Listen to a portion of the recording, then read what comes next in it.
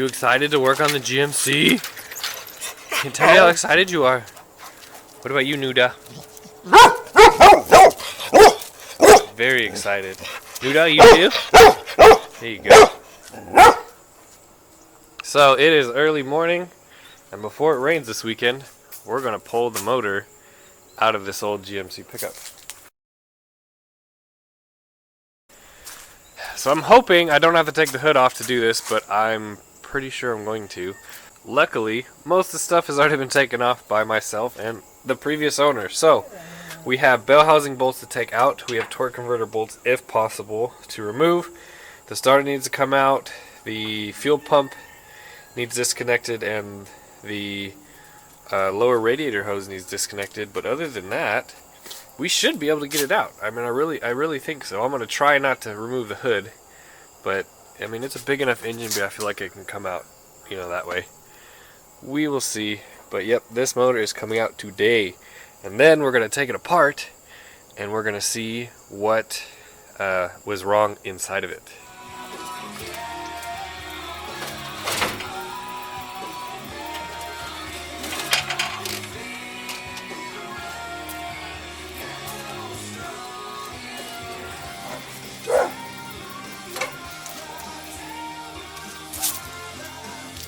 The front of the motor is pretty much ready to go. I have the water pump off, the radiator out. I'm probably going to take these pulleys out just so hopefully I can get a little bit more room. The power steering pump is unhooked. The motor mount bolts are out. There's 2 bolts underneath here that thread into the mount. I couldn't get them all the way out, but we'll see what happens. The fuel pump, I've cut the fuel lines. I'm going to leave it on because I have to take it off anyway.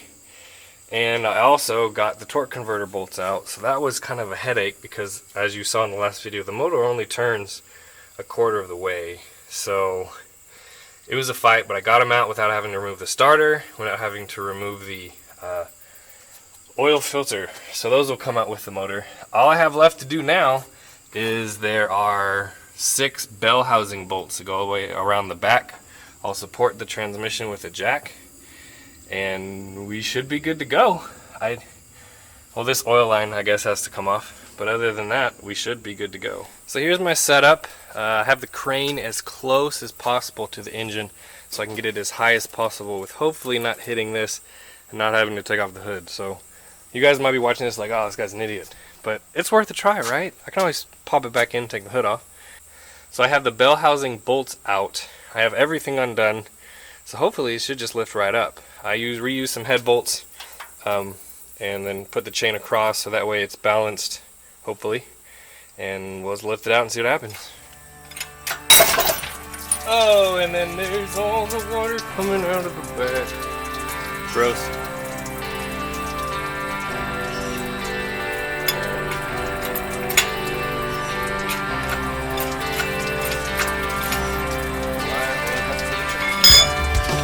Some nasty water. There was like no coolant at all. Right, we just gotta get the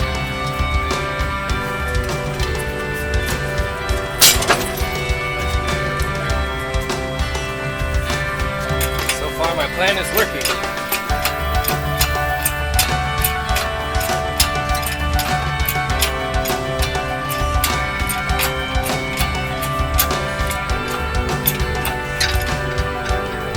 There's an aftermarket timing cover.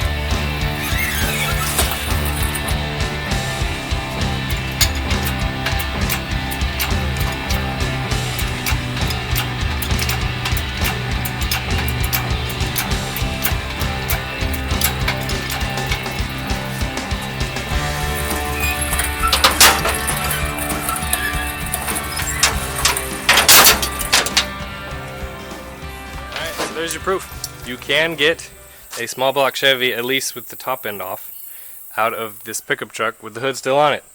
I think you probably could have done it with the intake and all the stuff on it, because I still had lots of room between the hood and the end of the boom. So now is the fun part. We get to drain the oil, look at the oil, and then we're going to take the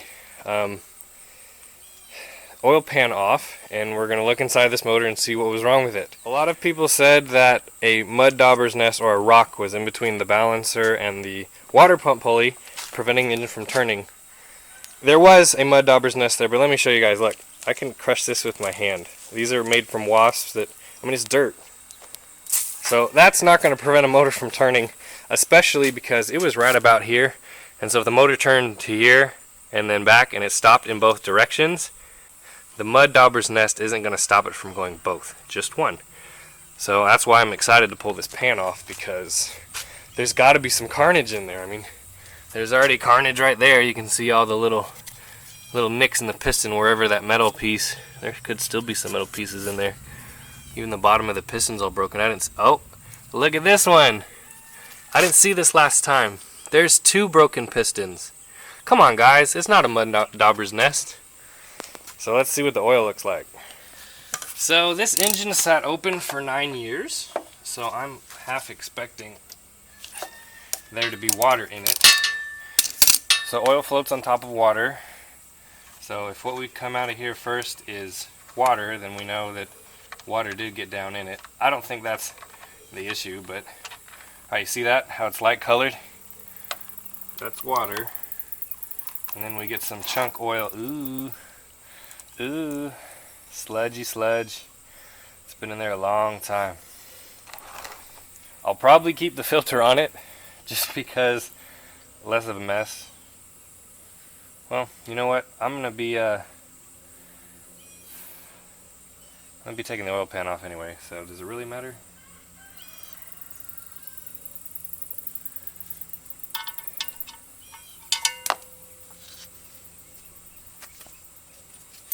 Since my other engine stand is occupied with the brand new engine, I've set it up on the pallet that the new engine came on, which works perfectly fine.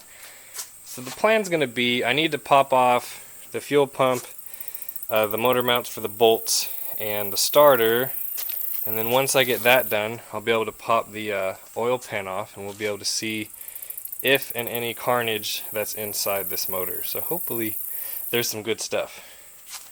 The weird part about this motor, there was 0 antifreeze in it. I mean, this is all just dirt water.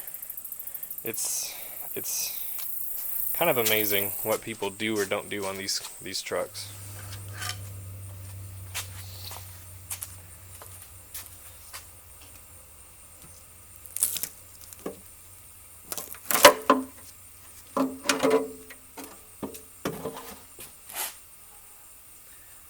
That's some nasty sludge.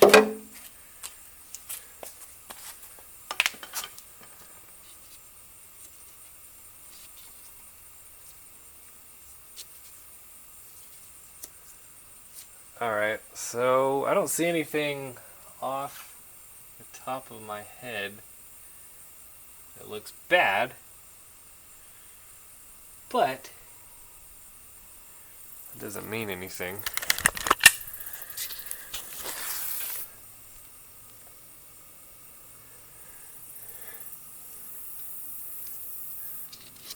There's a dead spider in there. So what I'm going to do is let's turn the motor on its top. That's nasty. There's like dead spiders in there. Shouldn't have gone in there. That's super gross. Let's turn the motor on its top and see why it doesn't want to turn. And just looking at the motor, I can't really see anything that's crazy damaged or bad. It's a 4-bolt main motor, which, well, that's good. It'll resell for something. The only thing is it's still not turning. So I'm going to take, I've basically rocked it back and forth, and I can see which pistons are going up in their stroke and which pistons are going down. So I'm going to exclude all the pistons going down, because I feel like if they're going down, they're not going to get stuck. It's the ones that are going up. that will make the engine to stop turning. So I'm going to take one out at a time and see if that makes any difference, if I can actually get the engine to spin all the way around. Let's start with this suspect number 3, just because I know it's broken. I'm going to take this piston out just because we can.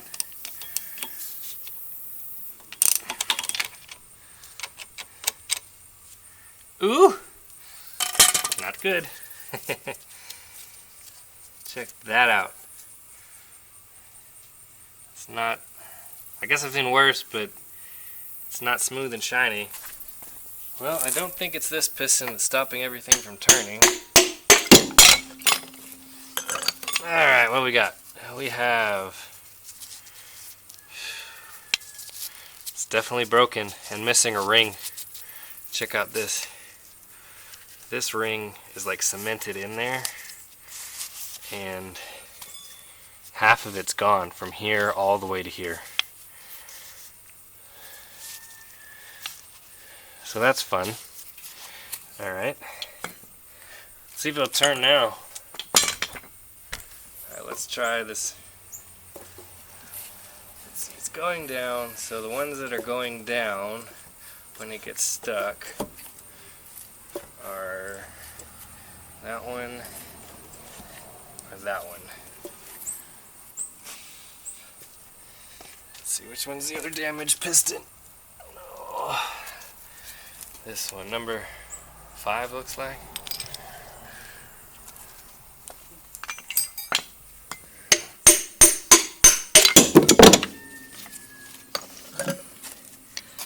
Alright, this piston has no upper ring left at all. None. Piston's broken, scored. This ring looks okay. Pretty crappy. I still don't think it's going to turn. I think it's a rusty piston, a different rusty piston.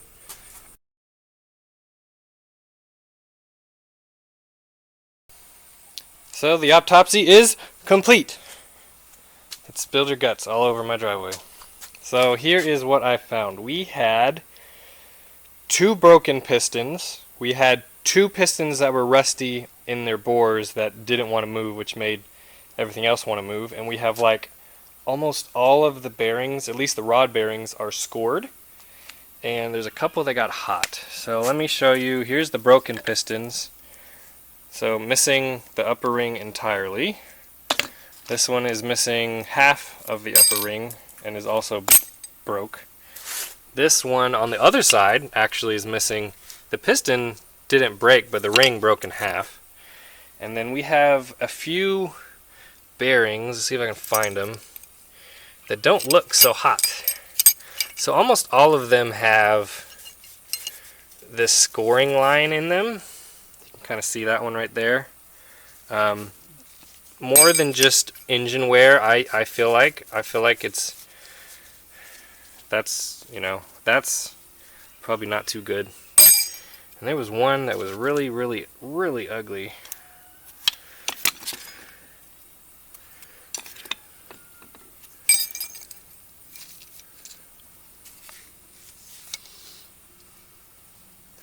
But pretty much all of the rod bearings look like that, and then there's ones like this that have really deep grooves in them.